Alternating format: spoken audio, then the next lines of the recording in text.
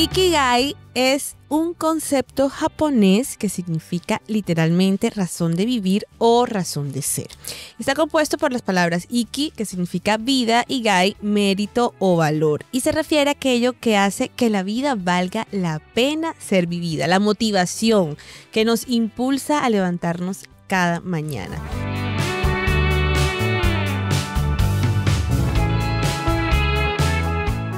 Esto en el ámbito personal, ¿verdad?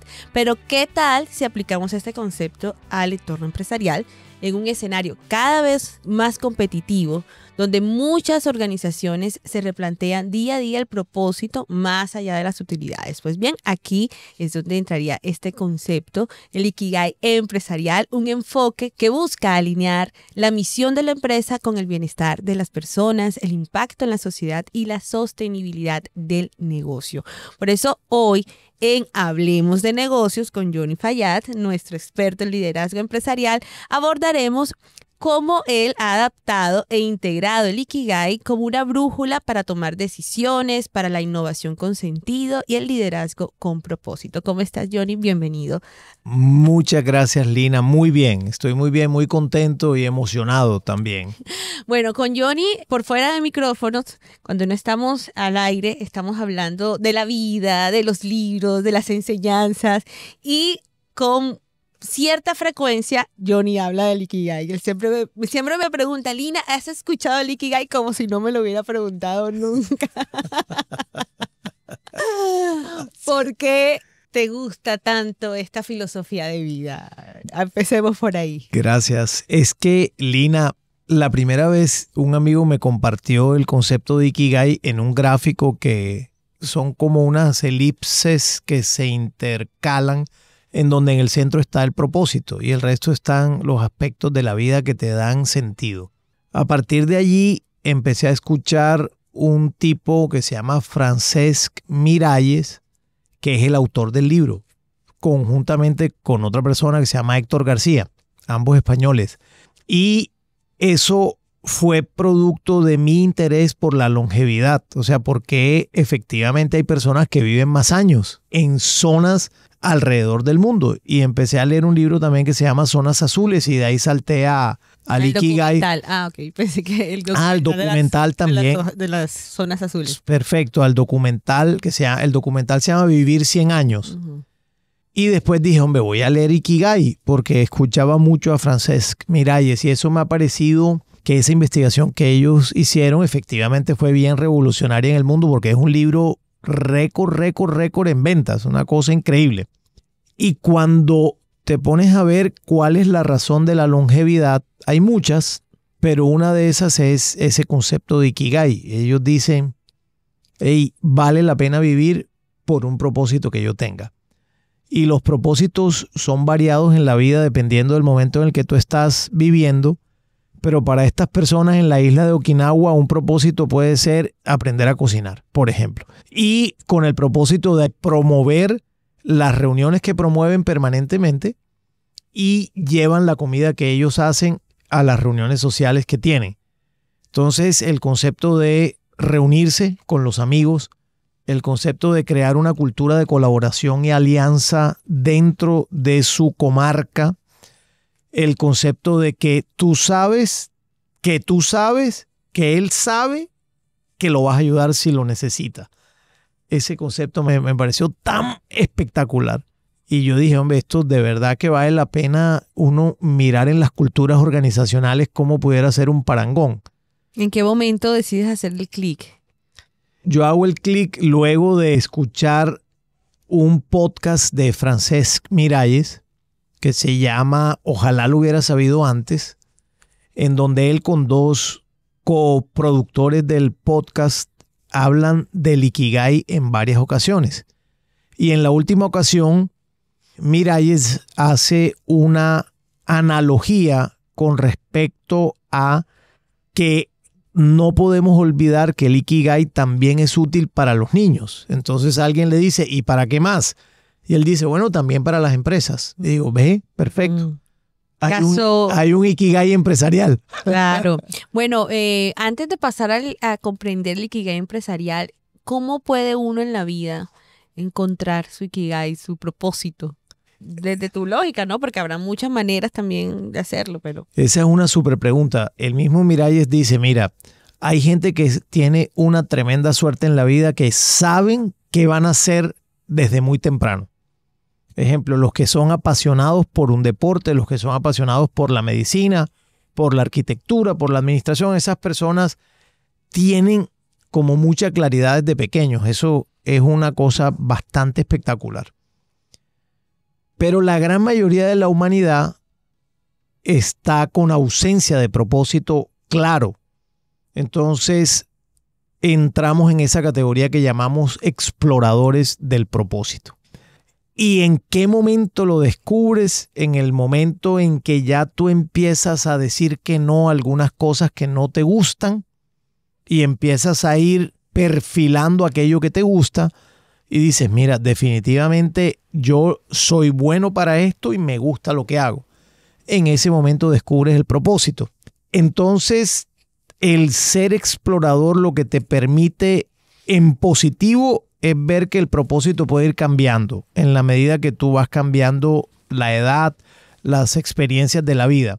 Y lo negativo es que puedes pasar mucho tiempo sin propósito. Entonces eso te va a mandar a cualquier lado. O sea, si tú no sabes... tiene un rumbo cuando vas sin propósito. Exacto. Porque si tú no sabes para dónde vas, cualquier camino te sirve.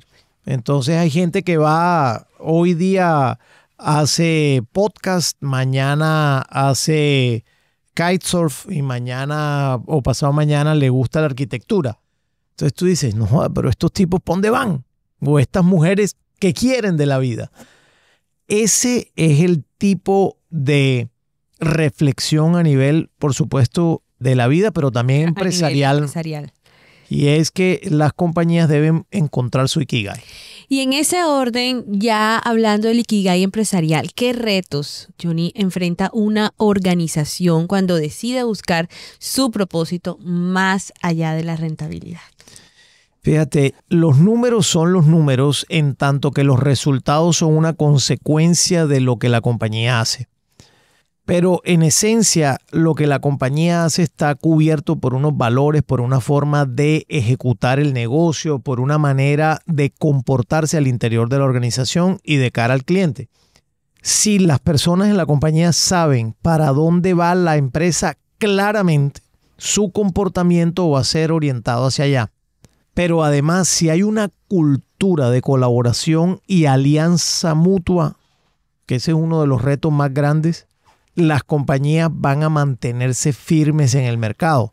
Seguramente podrán cambiar de propósito en la medida que dentro de 10 años puedan reestructurar porque el mercado está exigiendo algo distinto.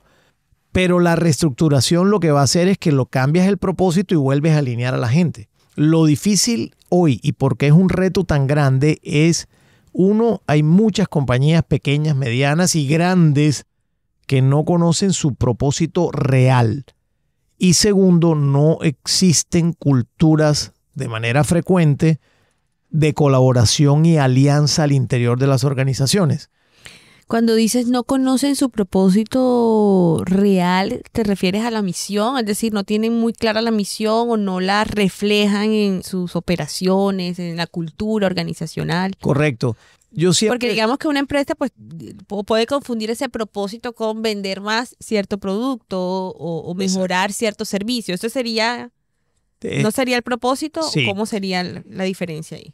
Yo siempre he sido muy crítico de esos conceptos de propósito, misión, mega y demás, porque creo que lo que hacen es confundir a las organizaciones y la gente cree, los directivos en ocasiones, pero también muchos emprendedores creen que esto es literatura espacial y eso me parece súper incorrecto. A mí me parece que mientras más fácil sea es mejor. Entonces, para mí misión y propósito es como lo mismo. Lo mismo. Uh-huh. Los otros son objetivos, llámese como se llamen.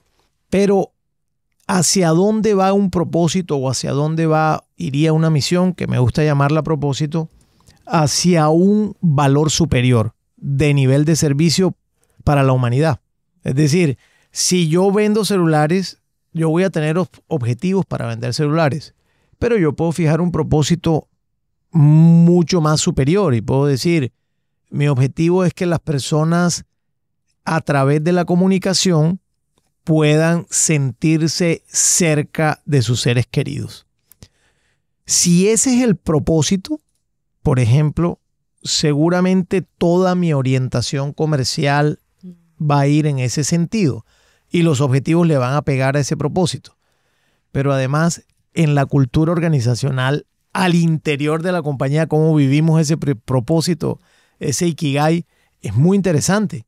Porque si tú dices eso, pero al interior de la compañía no se habla del área de ventas con el área de mercadeo, tú dices, estamos acercando por un lado y alejando internamente. Claro, justo te iba a preguntar esto, ¿cómo el Ikigai empresarial se traduce en decisiones concretas que impacten los productos o el servicio, la cultura organizacional, el liderazgo? A mí me parece que dos preguntas son claves. La primera es, ¿esto que estoy haciendo en verdad está cumpliendo el propósito de acercar a los seres queridos? Uh-huh. Entonces, si tú crees de verdad, no puede ser una respuesta automática. O sea, hay que reflexionarlo, discutirlo con los 3 o 4 personas de tu equipo. Y si crees de verdad que eso lo hace, perfecto. Esa es la primera pregunta, hacia el cliente. Y la segunda pregunta es hacia adentro.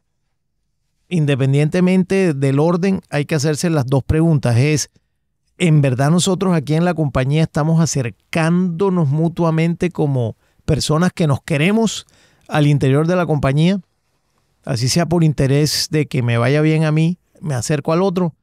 Si la respuesta es sí, maravilloso, estamos alineados. Pero esas dos preguntas hay que hacerlas todo el tiempo. Todo el tiempo es cuestionarse y cuestionar a los otros, en una intención clara que la cultura organizacional debe estar alineada y debe tener colaboración y alianza, porque la otra parte del Ikigai es ¿por qué la gente vive tanto? Porque tiene un propósito, pero además es compartido con la comunidad. Entonces, esa es la parte chévere adicional de la cultura organizacional. El área de ventas con el área de marketing deben hablar el mismo propósito. ¿Y eso se logra con alguna metodología especial o cómo serían esas sesiones para encontrar el Ikigai de nuestra empresa? Yo creo que, digamos, la metodología de sentarse a definir el propósito, digamos, existe, pero sobre todo hay que involucrar a todos los actores del negocio. Incluyes clientes, incluyes los otros grupos de interés, por ejemplo, accionistas, comunidad, y mucho empleados y directivos. Entonces, debería uno proponer los espacios de participación para que cada sector de la organización opine alrededor del propósito. Y cuando hay esa opinión, con la metodología propia de capturar información, de irse al nivel del detalle, de mirar si estamos alineados o no en ese propósito y cómo podemos llegar a él, después hay que hacer un plan de comunicación bastante robusto y alineado a eso. Bueno, y esto es para todas las empresas, Johnny. Todas. No importa su tamaño. Entre más grande, seguramente el reto será mucho mayor. Sí, claro. Entre más grande es mayor el reto, sobre todo del equipo directivo, que debe velar porque ese propósito se cumpla. Porque por lo general, los equipos directivos en muchas ocasiones asumen que el resto del equipo está haciendo la debida diligencia con el cumplimiento del propósito. Pero eso no funciona así. Esto es una vaina de todos los días, de todas las semanas, de todos los meses. Y es un tema de feedback y de retroalimentación permanente. Johnny, y más allá de la rentabilidad, digamos, más allá de saber tener claridad sobre este propósito, sobre el Ikigai, ¿qué papel juega en la estabilidad emocional, en el bienestar de los colaboradores, en la retención del talento? Yo soy partidario de unos autores de la administración de negocios que dicen que la mayor diferenciación de una organización está en su cultura organizacional, en donde la cultura de la organización debe tener varios valores, como por ejemplo libertad de expresión, tolerancia al desacuerdo, manejo del error de manera positiva, impulsar a que las personas sean creativas y proactivas, tener ambientes libres de culpabilidad. Cuando eso existe, las culturas organizacionales son espectaculares porque la gente va a trabajar a gusto allí. Entonces, el Ikigai, si a esto que te he dicho le sumas que el propósito esté claro, pues imagínate lo que pudiera ser una cultura organizacional en ese mundo empresarial de esa compañía. Una cosa bellísima. Entonces, es directamente proporcional a la estabilidad emocional de los individuos. Porque la relación jefe-colaborador ya no va a ser una relación de que busco culpables, sino que buscamos causas en conjuntos para construir. Causas. Interesante, Johnny, esa visión. Bueno, y ahora quiero ejemplos, Johnny. Quiero que nos hables nos compartas ejemplos prácticos, alguna experiencia que tú conozcas que haya trabajado bajo este concepto, bajo esta filosofía, o alguna estrategia dentro de tu organización que haya sido exitosa. Mi experiencia en manejo de equipos desde hace tantos años, yo manejo equipos de trabajo comerciales desde hace más o menos 27 años. Y digamos, mi enfoque siempre ha sido muy a esto que te acabo de decir, muy Ikigai. Por fortuna, los resultados nos han acompañado todo el tiempo en todos los equipos donde he estado. Y la razón esta, es decir, propósito claro, comunicación constante y permanente, retroalimentación oportuna y directa, no busco culpables sino causas, y en conjunto hay tolerancia al desacuerdo, libertad de expresión, en fin. Entonces, digamos, en mi experiencia eso ha sido fantástico y los números, digamos, nos acompañan. Compañías de renombre a nivel mundial que tú digas tienen unas culturas organizacionales de superpotentes. Te puedo mencionar, por ejemplo, la cultura organizacional. Google es un ejemplo clásico que lo tiene, pero hay otras compañías como Home Center en Colombia, hay una compañía en los Estados Unidos que se llama Home Depot. Esa organización tiene, digamos, mucho renombre a nivel mundial por este tipo de forma de operar. Hay otra compañía de venta al detalle que tiene un enfoque muy distinto, muy parecido a este, que se llama Target. No así Walmart, que es la compañía más grande del mundo, pero que tiene un enfoque muy distinto en liderazgo en este sentido. ¿Por qué? Porque ellos sí tienen claridad de conceptual de la misión del negocio, es que ellos venden barato. Entonces, ahí fantástico. Pero de ahí en adelante, el propósito se queda muy corto al interior de esa organización. Por ejemplo, las tiendas operan a mi gusto muy mal. Ejemplo te voy a poner. Si tú vas al negocio y se acabó un producto o un grupo de productos porque hubo una demanda adicional, te dejan la estantería vacía hasta 48 horas después porque el área logística solamente va cada 2 días. O sea, ahí el cliente se perdió. Entonces el propósito ahí también se perdió. Ese tipo de decisiones para ser coherentes son complicadas porque es claro el propósito que tienen en objetivos es nosotros somos los más baratos del mundo, pero de ahí en adelante que eso haga clic con un propósito superior todavía no lo he encontrado en Walmart, por ejemplo. Pero sí, en mi experiencia de lo que he leído de Target, que es un competidor importante, también lo hacen muy bien. Yo creo que en Colombia hay compañías que tienen una muy buena fama, como Sura, por ejemplo, que trabajan con ese criterio. La organización Terpel también trabaja con ese criterio bastante claro. Y yo creo que son compañías que tienen en su forma de aproximarse a los clientes y a la gente un respeto por el individuo tremendo, pero sobre todo una claridad acerca de su propósito. Excelente, Johnny. Bueno, un mensaje para los emprendedores, porque aquí nos escuchan muchos jóvenes que están emprendiendo, que tienen sus negocios, están liderando sus propias empresas. ¿Qué tienes para decirle a esta audiencia? Para los emprendedores, como nos enseñó Demetrio en un capítulo anterior, para las MIPES. Sí. Yo creo que al momento de hacer el plan de negocios hay que establecer el propósito como algo absolutamente fundamental. y seguirlo en adelante. Es decir, no te salgas del plan de negocio. Ahora bien, si decides cambiar el propósito porque te diste cuenta que el modelo de negocio que tienes no es rentable y eso te implica cambiar el propósito, maravilloso, hay que hacerlo. Pero,